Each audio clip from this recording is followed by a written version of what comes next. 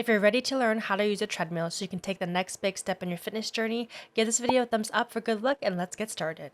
While this treadmill may look different from the one you have, I find that they all are pretty similar at the end of the day with all the same bits and pieces that do the same thing, so this can definitely still be a helpful tutorial for you to get familiar with the treadmill even if your treadmill is not exactly the same. First step, safety. All treadmills should have this emergency stop key. To use it, make sure it's completely inserted into the treadmill. You'll know that it's properly inserted because if it's not, the treadmill will not work.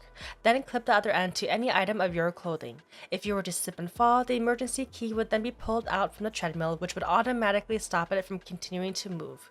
On this treadmill screen, you can see all the different options you have here, whether you want to do one of the treadmill's workouts, throw some Netflix on the screen and connect your headphones while you're at it, and much more. You can also see how fast you're going, how much distance you've covered, and how long you've been working out. Right underneath the screen, you have a place to set your phone, wallet, keys, and whatever else you need to store, as well as a spot for your water bottle. If you are needing a bit of extra support, you can always hold onto this front handlebar here as well. Next, to get the treadmill going, just press the big green button here that says start. It will always begin at a pretty slow pace, so there's no need to worry that it'll go too fast right off the bat. To increase the speed, your treadmill should have two different options for this on the right side of the machine. One, you can just push the plus sign on the screen where it says speed, or two, you can push the lever here on the right side with the running man on it forward to increase the speed.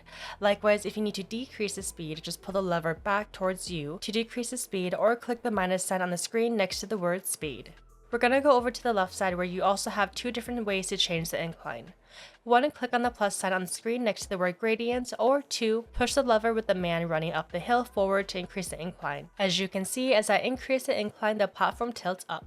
To lower the incline, just click on the minus button next to gradient here on the screen, or pull the lever on the left hand side back towards you.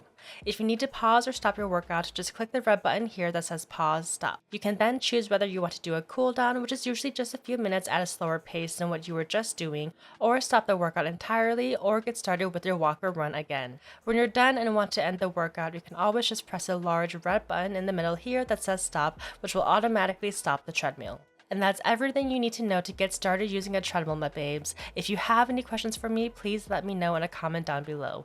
I do have more tutorials like this in my how to use gym equipment playlist linked in the description.